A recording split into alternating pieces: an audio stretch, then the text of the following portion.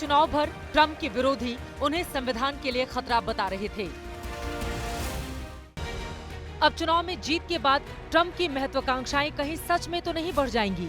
ये आशंका एक बार फिर उठी तो हमने भी ये समझने की कोशिश की कि क्या ये वाकई मुमकिन है।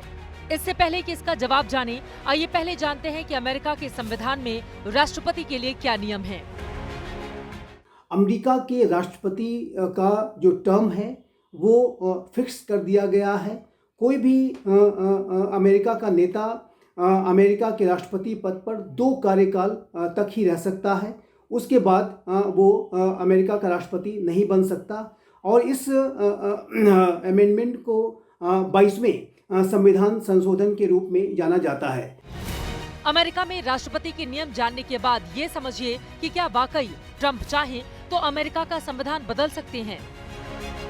संविधान संशोधन किया जाना होता है तो वो जो प्रस्ताव है वो अमेरिका के दोनों सदनों में 2/3 बहुमत से पास होना चाहिए। और फिर ये जो प्रस्ताव है वो यूनाइटेड स्टेट्स ऑफ अमेरिका के 50 राज्यों की जो स्टेट लेजिस्लेचर्स हैं वहाँ पर ये जाता है। उस पर उन राज्यों का कंसिडरेशन होता है। फिर उन राज्यों में 3/4 राज्यों को इसको अपना समर्थन देना होता है। 50 में से 3/4 राज्य यानी कम से कम 38 राज्यों का समर्थन जब तक ट्रंप को नहीं मिलेगा तब तक वो अमेरिका का संविधान नहीं बदल सकते। बस यही पेच फंस सकता है क्योंकि डेमोक्रेट्स के पास इस वक्त 12 से ज्यादा राज्य हैं और वो कभी ट्रंप को संविधान बदलने नहीं देंगे। यानी नियमों के हिसाब से जाएं तो तमाम आशंकाओं के बीच अमेरिका का संविधान सुरक्षित दिख रहा है। अंदेशों में कोई दम नजर नहीं आता।